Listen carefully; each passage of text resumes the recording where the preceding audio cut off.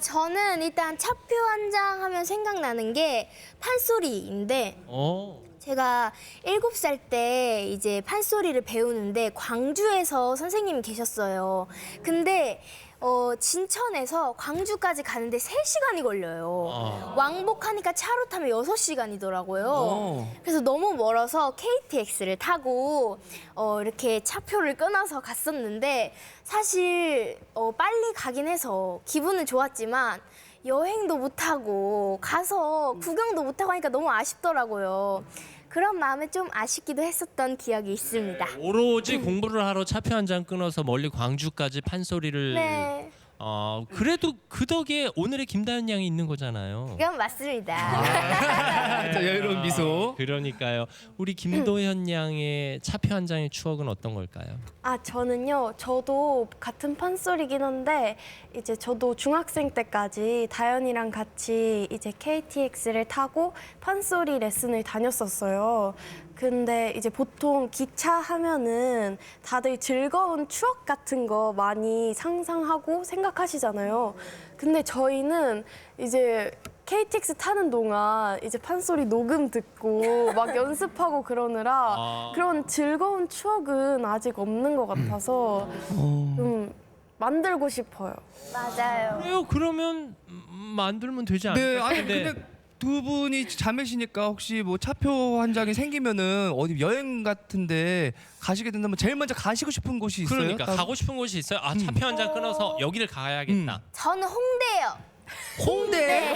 서울에 있는 아니, 홍대 입구? 네, 왜냐면 진천이다 보니까 홍대 가는데도 멀기도 하고 그리고 저희 어머니 아버지랑 어디 놀러 가면 늘 밥만 먹고도 힘드시다고 집에 가야겠다 그러시는데 저희 언니는 에너지가 너무 좋아가지고 진짜 언니랑 홍대 가면 놀 만큼 실컷 놀고 올 수 있지 않을까 해서 언니랑 홍대 가고 싶어요. 홍대 입구 가서 뭐 하고 놀고 싶은 거예요? 인생 네컷도 찍고 마라탕도 먹고 그리고 방탈출도 하고 방탈출은 뭐예요? 돈을 내고 그 방에서 몇 시간 내에 탈출하는 게임이에요. 네. 그런 게임장. 아니 요즘 MZ 세대들에게 너무나 핫하고 다들 맞아요. 알만한 그런 게임인데 김재원 아나운서의 그 질문이 굉장히 좀 유감스럽네요. 제가 사과드립니다. 아니 야. 그 인생 네 컷은 뭐예요 그러면? 이제 딱 4번 사진을 찍는 거예요. 여러 개 사진을 찍어서 4컷을 골라서 이렇게 종이로 뽑아줘요. 그러면은 좋은 추억으로 저장해 놓는 거죠. 자기네들끼리만 알고 우리 시청자 여러분은 모르실 수도 있어요.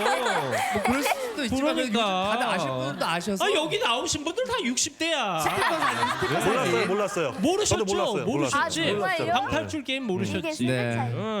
자 그러면 도현 양은 차표 한 장 끊고 어디로 가고 싶어요? 저는 강릉이나 그런 바닷가에 놀러 가고 싶어요. 왜냐면 이제 저희가 가족끼리 여행을 많이 못 가보기도 해서 이제 가족 다 같이 바다로 오로지 놀러 가는 그런 시간을 가져봤으면 좋겠습니다. 제가 방송 끝나고 아버님께 말씀드려 놓을게요. 네, 우리 자매 놀러 가게 해달라고. 네, 압력을 좀 넣어주셔야 될 것 같아요. 그러니까요. 자, 다음 발언권 어떤 팀에게 넘겨드릴까요? 우리가 먼저 할까요? 네네. 우리 범학 씨. 또 워낙 또 8, 90년대 핫한 먼저 할래? 핫스타셔가지고 차표 한 장에 어떤 추억이 있으실까? 이규석 씨부터. 저는 그 차표 한 장 하면 요즘에 제주도 그 1시간이면 가잖아요. 네. 2시간이면 왕복이 가능하잖아요. 근데 제가 처음에 그 고등학교 졸업하고 막 대학 들어가가지고 친구들하고 무전 여행 가기로 하고요.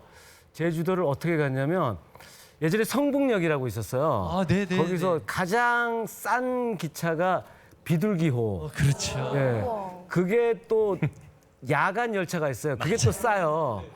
그것도 입석.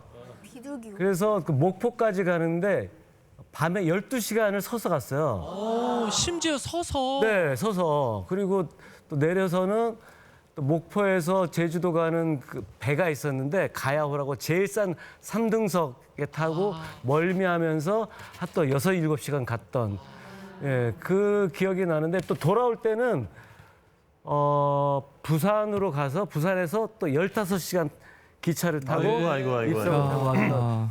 근데 지금 생각하면 되게 너무 고생스러운데 그때는 너무 그게 당연하다고 생각했고요.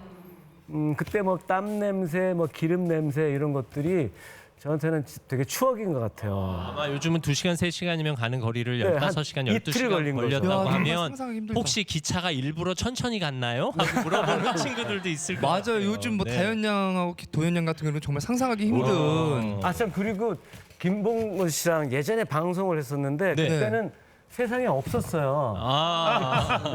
기사님이 네, 지금 네. 세상에 태어나서 그러니까요. 이렇게 예쁘고 노래도 잘하고 너무 잘하니까 너무 신기하고 귀여워요. 그러네요. 네. 하긴 그 시절엔 무전 여행이라는 게 그렇죠. 무전 여행이었죠. 유행이었어요. 무전 여행. 네. 그래서 돈 거의 안 들고 네. 어떻게든 여행을 해 나가는 네네네. 그런 일이 참 우리가 그 나이 때는 그렇게 살았어요. 네.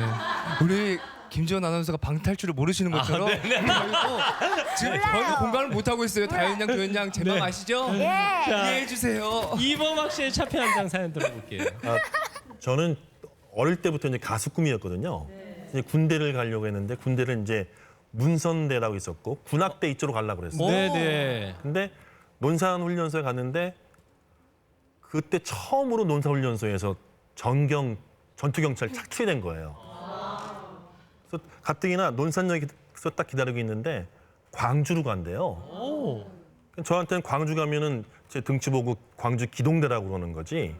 그래서 겁을 먹고 딱 있는데 인솔자가 이제 저희 한 100명 정도 모여 있는데 뭐 사회에서 뭐 한 사람 손 들어봐. 가수 준비하러 왔습니다. 오. 그 당시 노래 좀 하겠다. 네. 하겠습니다. 30분을 시키더라고요. 계속 앵콜. 끝나고 나니까 이 양반이 너 노래 좀 한다. 나중에 가수 되면은 나한테 앨범 좀 줄래? 오. 대신 나 좋은 데 빼줄게 이러는 거야. 진짜로 전 광주 가는 줄 알았더니 진짜 그분이 저를 전라남도에서 제일 좋은 완도 경찰서로 빼줬어요. 진짜로. 그래서 데모도 별로 안 맞고 진짜 편하게 제대하고 왔거든요. 지금 생각하면 그 양반이 너무 그 일을 못 뺐어. 그 뭐 만날 수가 없죠. 지금 혹시라도 그 저를 알아보시면 찾아와 주시면 연락처 좀 주시면 제가 꼭 보답하겠습니다. 네. 사실 제가 보기엔 그분에게는 이범학 씨를 뺄 힘은 없었고요. 그냥 네. 이범학 씨는 원래 거기로 가기로 결정돼 있었던 거니까. 저도 그랬을 것 같아요. 네. 네. 제도상 그렇습니다. 네. 네. 자, 이범학 씨의 차표 한 장 사연 들어봤고요. 두 분이 약간 울적한 표정을 짓고 계셔서. 저희 빨리 안 죽일래. 네. 자, 어떤 사연을 말씀해 주실래요? 제가 먼저 할까요? 네. 근데 이제 차표, 기차표란 게 옛날에는 기차표가 있었잖아요. 그렇죠. 크기가 딱 한 요만한 거, 그죠? 네. 그러면 개찰구에 딱 들어서면 그 영무원이 벤치같이 생긴 거 있잖아. 그걸로 딱 누르면 딱 하면서 요만큼 떨어져 나간다고. 네. 그리고 그게 우리는 습관이 돼 있어 놓으니까 그렇죠. 지금은 그 표가 휴대폰 속에 내장돼 있잖아요. 그냥 입력만 되니까. 그렇죠. 그래서 탈 때마다 조금 뭔가 좀 허전한 느낌이 있어요. 근데 우리가 이제 여행 중에서 최고의 백미는 기차 여행이거든요. 근데 저는 기차 여행 중에서 슬픈 여행이 꽤 있어요. 2019년에 장인어른 돌아가셨다는 비보가 갑자기 이제 연락이 온 거예요. 그래서 집사람하고 같이 KTX 타고 기차를 타고 가는데 눈물이 왜 그렇게 나나? 저 장인어른을 정말 참 존경했거든요. 그렇게 눈물 나는 거라. 그 기차 안에서 우는 것도 좀 쑥스럽거든. 그다음에 그 다음에 2020년에 우리 어머니가 돌아가셔가지고 아유, 네. 그것도 경주까지 또 KTX 타고 또 갔죠. 아이고. 작년에 또 우리 장모님이 인지 장애가 오신 거예요. 네. 그래서 집사람하고 또 장모님 모시러 또 KTX 타고 가서 KTX로 모시고 왔거든요. 그래서 슬픈 추억들이 좀 있어요. 근데 기차 여행으로 인한 추억은 좀 오래 남는 것 같아요. 머릿속에. 예.